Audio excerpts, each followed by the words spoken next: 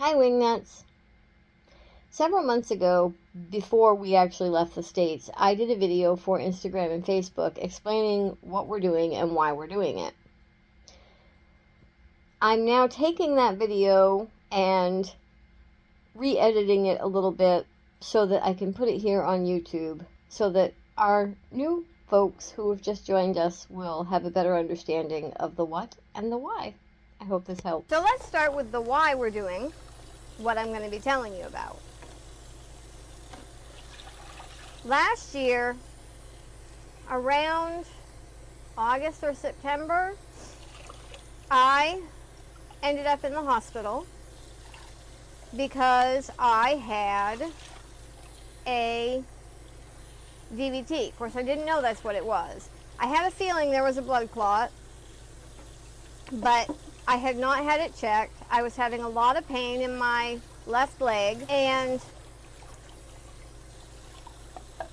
I wouldn't go to the doctor because I am so tired of the doctors always telling me either that it's nothing, that it's part of my fibromyalgia, or acting like I am there for nefarious purposes.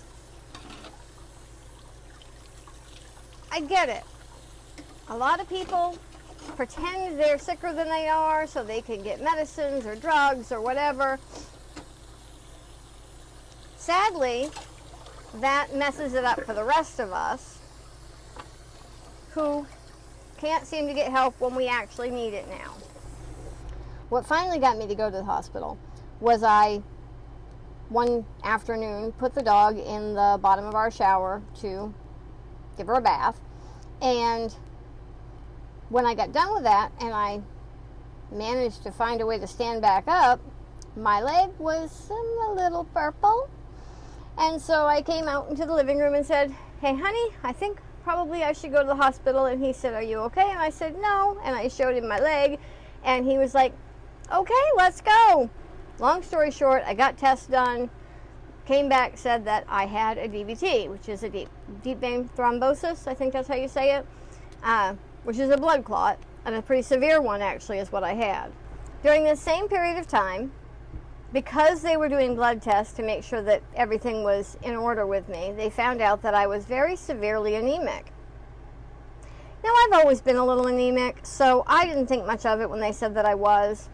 I didn't realize how serious it was. I was like a couple of digits away from being life-threateningly anemic. So they kept a pretty good eye on it. As time started to pass, I felt more and more tired. I was feeling myself getting sicker and sicker. And I became increasingly convinced that this was going to be the end for me. At one point, they ended up having to do a blood transfusion because I had become life-threateningly anemic. And shortly after that, I started putting together boxes for my children, so it would be something my husband wouldn't have to deal with. I was writing out the family histories, making sure that my children would have the things and know the things that they wouldn't be able to ask me when I was gone. Shortly after the second blood transfusion, they did a full hysterectomy on me. And that stopped the loss of hemoglobin because I had a pretty severe issue in my uterus that was causing a lot of the problems that I'd been having over a number of years, but had gotten significant enough that it was causing this issue as well. After that had been done, I started to feel better. And once I started to come up out of that feeling of losing myself, of losing my life, of losing what was happening to me, and I was leaving this world, I realized that I was tired of just sitting around and surviving. I'm in pain all the time. I have fibromyalgia, several forms of arthritis. I have severe issues in my back, including degenerative disc disease, and various other things. So for a long time, we have not done a lot because I haven't felt like I was able to. But I had grown tired of that, and almost, or feeling like you were dying and knowing that you are leaving this world changes things significantly. So shortly after my birthday, I think it was in March, I walked out into the living room and said, "Hey honey, you want to go to Mexico?" And he looked at me and went, "Don't play with me." And I said, "I don't think I'm playing. I think I'm serious this time." And I told him the research I had been doing, because I had started doing the research probably a week before I said it to him.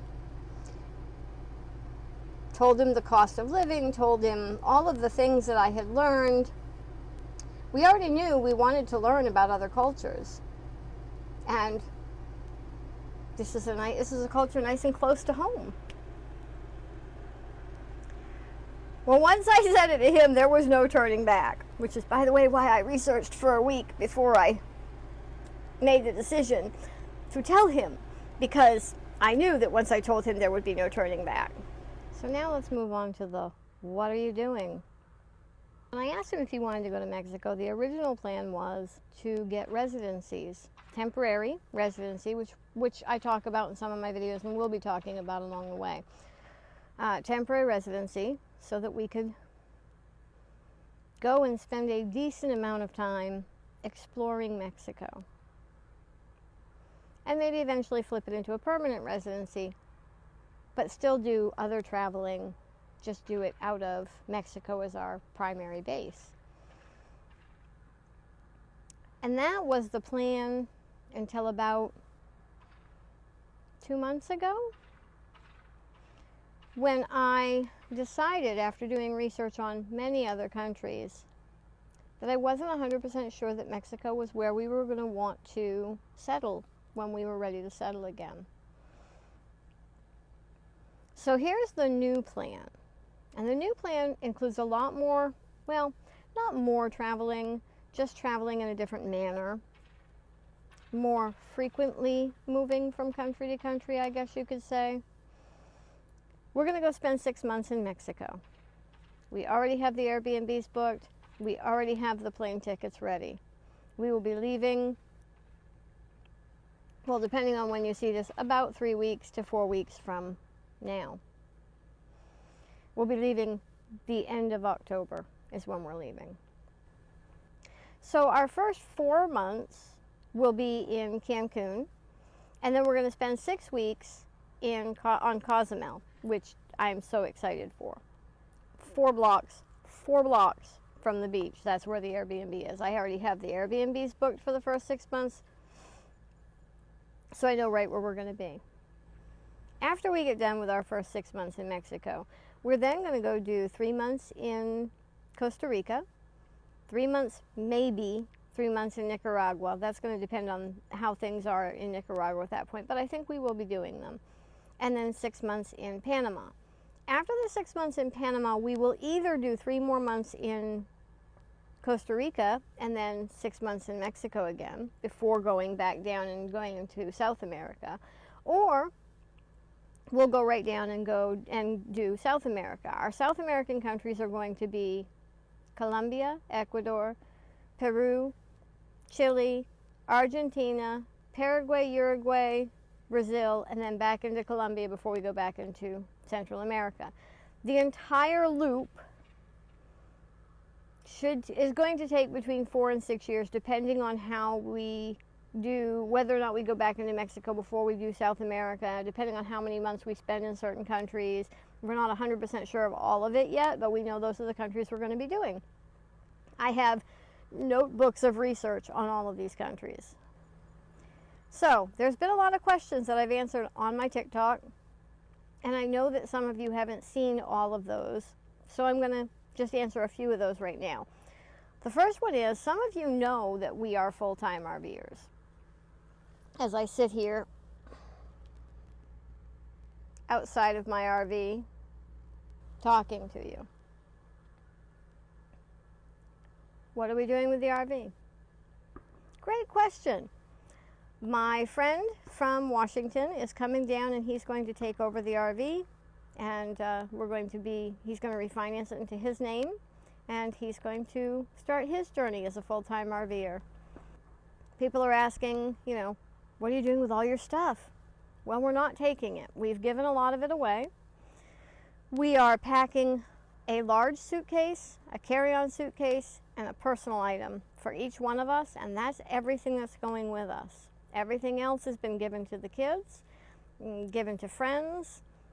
We'll go to my friend who's taking over the RV, or has been donated, or some stuff's just not good enough to do anything with, so it's been thrown out.